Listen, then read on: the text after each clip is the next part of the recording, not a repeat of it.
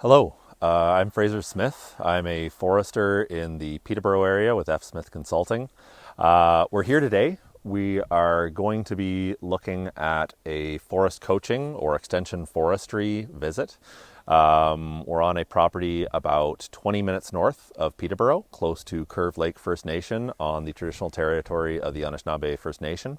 What we're going to be doing today is basically looking at a property owned by my friend Paul here, Paul Longhurst, and looking at what some of the programs that are available to landowners in Ontario are, exactly how a forest coaching or extension forestry program visit works, and what we can do to benefit this landowner to increase forest cover across Ontario for the benefit of all Ontarians.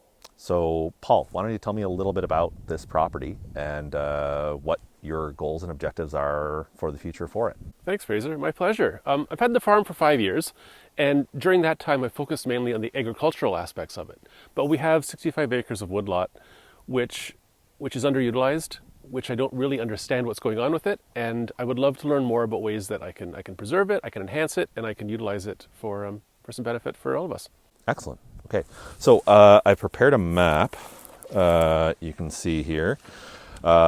Basically, we are down here. We're going to be heading up towards the forested and marshland property portion of the property that you were talking about. And we'll take a little bit of a tour through. I can see that there's some hardwoods here. There's some plantations over here. And there's some open areas with the potential for tree planting under the 50 million tree program. And so we'll just take a little tour through. We'll talk about it as we go and see what really appeals to you as the landowner. Sounds amazing. Let's go. All right, let's do it. So we're here in one of the first areas that we're visiting on Paul's property, and part of the impetus for this visit was to look at the benefits of the Managed Forest Tax Incentive Program, or the MFTEP program. Just to go back and give a little bit of background, basically is a program in Ontario. There's about 20,000 properties that are enrolled in the program currently. And the MFTEP program exists to provide greater fairness through property taxation for Ontarians, for those landowners who have lands that qualify and who are managing their forest sustainably. Now, as I said, Paul and I are friends. We've been on this property for quite some time, and I definitely know that these lands qualify. So this is the first stand. It's a hardwood stand, and within the MFTEP program, we would be looking at developing a plan that talks about different compartments and what the landowner goals and objectives are for the property. Now, already I can see in here that we have quite a good tolerant hardwood, healthy stand. And Paul, why don't you talk to me a little bit about what the goals and objectives are for this property before we get down to, the nuts and bolts of getting in and doing an inventory and all of that stuff. For sure. I think there are multiple objectives to this property. We heat with wood in our house, so obviously being able to sustainably harvest firewood would be a big plus for us. We also enjoy outdoor recreation. We enjoy hunting, and obviously making a habitat that's going to be conducive to having animals is key for us as well. Also, if there is the potential to sustainably monetize any of the timber, I'd like to know if that was something we could do, harvesting for wood. Yeah. So, what I'm hearing is basically long-term forest health is the primary overarching objective, but that truly the stands on this property are multi-use, that they are high priority for recreation, for wildlife, but also for personal use, sustainable use for you and your family. Absolutely. All right. Well, so with the MFTEP program, basically the benefit of that is that you get a forester or a forest management professional onto your land to give you a very good idea of what it is that you have at a given point in time, but also to do a bit of forest forensics to find out where the property or where the stand has been in the past, so that you can determine what the various options are for where that stand can go into the future. So what we do in terms of completing a MFTEP plan for a landowner is to do a full inventory of the property. You have to have a good idea of exactly what is there in order to figure out how to manage it into the future. The primary reason for an inventory for the various compartments is to determine the density, to determine the basal area, as we're doing with a prism in this example, the species composition, whether it's acceptable or unacceptable growing stock, and how that's going to interact into the future, any examples of invasive species, species at risk, and anything else that's going to help the landowner to make decisions on how to manage their woodlot into the future. And these are really the nuts and bolts of what are included in the MFTEP plan. So you mentioned culling the forest and taking out the weakest trees. What would I look for if I was trying to identify a tree that was worthy of being culled? Absolutely. It's a great question. I mean, part of that we can get to with talking about tree marking, which we'll probably get into a little bit more in the next stand. But really, in a hardwood forest, what you're looking to do is that the golden rule of hardwood management is you're taking the worst first. You're taking those trees that have contagious diseases for other trees. You're taking out those trees that have really poor form, that don't have the greatest genetics and whatnot, so that the trees that you leave behind can really thrive with the opened up conditions. I mean, a great example of that is this one right here. I mean, we're standing next to a sugar maple that has a really clear example of Utapella canker. So Utapella canker is also called cobra canker. The reason for that is that, I mean, when you hear the word cobra, what you picture is a king cobra with that flared neck, right? The exact same thing on this tree. It's got the canker face right here, but if you look around the backside here, there's that characteristic cobra kind of flared neck there. This is going to be a major structural problem for this tree when it snaps, and it will. It's going to snap at this point. The other thing is that these cankers of certain ones that are major defects are releasing spores and whatnot to other trees, and they're contagious to those trees. So if you're going in there to do that thinning, these are the ones that you want to take first, right? It's going to contribute to the overall health of the stand. It's going to make for a better, more healthy stand into the future. And basically you're giving more room for those really healthy specimens to go and survive and thrive into the future. So we can come in here, we can do a little bit of tree marking. We can take out some of those ones, and basically when you're going through and doing firewood culling, you just go for the trees that have the paint on them, right? The next stand that we're getting into is going to be a plantation, where it's going to be a much more intensive cut and a lot more tree marking involved in that. But in here you would just be taking out, a little bit here, a little bit there, so that you can look at a commercial harvest further down the road, probably 10 to 15 years. That makes a lot of sense. Sound good? Should we head for the plantation? Sounds good. Let's All go to right. the pines. Sweet.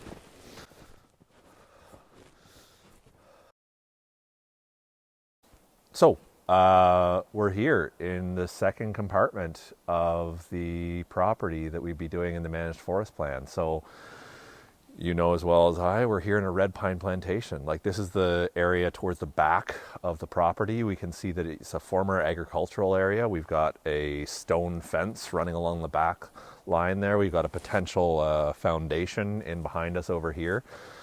But the real indication that this was former agricultural is that it's planted in red pine, right? I mean, it's about 40 years old or so. It's at about 6-foot spacing. And this is pretty typical for Southern Ontario. You said that you found the receipt for it recently in the walls of the house or something like that? I was doing a renovation, and I saw the receipt from the Ministry of Natural Resources in the late 70s, and I guess they had some sort of incentive to plant a lot of red pine saplings, and I guess the former owner did. Nice. Okay, so late 70s is a little bit over 40 years old. And I mean, this is the type of thing that we come across all the time. It was very, very popular to plant red pine. And I mean, red pine is a fantastic species for afforestation on marginal lands. But now we have a lot of these red pine plantations. And the whole idea with a plantation is that it's a nurse crop that facilitates the rapid transition to a mixed wood forest. But it only works if you thin it. And there are so many properties in Ontario where it's simply not being thinned and it's not being managed. So the primary means by which this happens is through prescription from a forester, and then tree marking by certified tree markers. What you're doing in a plantation is taking out row access. So let me just go and show you what it is that we did here. So you've got a pretty typical red pine stand. Generally, they were planted at about 6-foot spacing, especially in the 70s. Today, people tend to go for a little bit wider, but to allow access through, the first thinning that you do is generally a row removal and then some selection in between. A rough rule of thumb in red pine plantations is that you want to be taking out about a third, so 33%. There's many different things that influence that, and that's not always the one-size-fits-all solution. But in here, we're taking out one row to allow equipment through and to allow ease of felling them in here. Then you're leaving 3 rows in between. So it's a take 1, leave 3, also called a 1 in 4 thinning. So you're taking out 1 in every 4 rows. And then in between, you can see that basically what we're doing is looking to remove those stems that aren't doing so well. So first one that I marked here, you can see right there, the fork up top. The market for Y-shaped 2x4s isn't all that good. So we're taking that one out and we're giving more light for others to grow. I've gone through and selected about 1 in every 7 trees in between, and then taken out the next row 4 over. So that would be the general pattern for the prescription that would be in here, and a certified tree marker would be coming through to basically implement that so that a harvester could then come through and then follow that tree marking on the site. Thank you. Yeah, that's awesome. Yeah. So, I mean, with red pine, it is a species that lends itself very, very well to thinning. It lends itself really, really well to transitioning a forest over. This stand is heavily overdue for a thinning. At a certain point, these trees are going to stall out and not respond that well to the release that would be provided by taking some of them out. It would be a really good idea to get this entire thing marked and to get that transition really established so that you get more regeneration in the understory, that you get that initiated, and that you send this stand along towards a healthy mixed wood stand in the future. And you do that through certified tree markers. That sounds great. Thank you. Once you've marked and thinned the trees, do you have to replant the secondary growth, or does it fill the voids that you create on its own? No, I mean, that's one of the great things about the way that plantations are managed in Ontario. Here you don't have all that much of a proximity, all that much of a distance to seed source from other trees. So you could be, absolutely, you don't need to be doing any replanting in here. You can be relying on natural succession from seed source in the area. The squirrels, the blue jays, the wind, all of these are going to assist. Basically, the seed it's in here right now. It just needs the right conditions in which to germinate and get that process established so that it's coming and transitioning that stand over. Thank you. That sounds great. Great.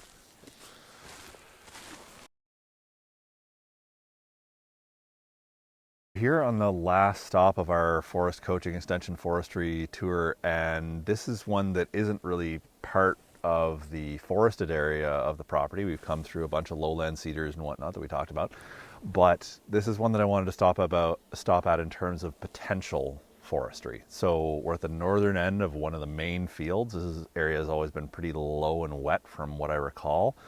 And I'm wondering about it in terms of potential afforestation options through the 50 million tree program. So why don't you tell me a little bit about this spot? You're right in that this is probably our least productive field. In the spring, it holds water. Nothing really grows here. And then also it's got this kind of open western exposure, and it gets blasted with these winds coming off of Chemong Lake and coming from that direction all the time. So I think, erosion, just kind of harsh exposure all the time. Totally. So yeah, I mean, this field, if you look up towards the ridge right there where it comes up, you got pretty productive land up on top. This lower end, it's never really produced all that much. It might be one to consider in terms of taking out of agricultural production to put into forest. And the program for it is 50 million tree program, where basically it's some great subsidies that are available to landowners that want to do afforestation. So afforestation rather than reforestation, being that afforestation is the creation of forest, reforestation is the replacement of forests.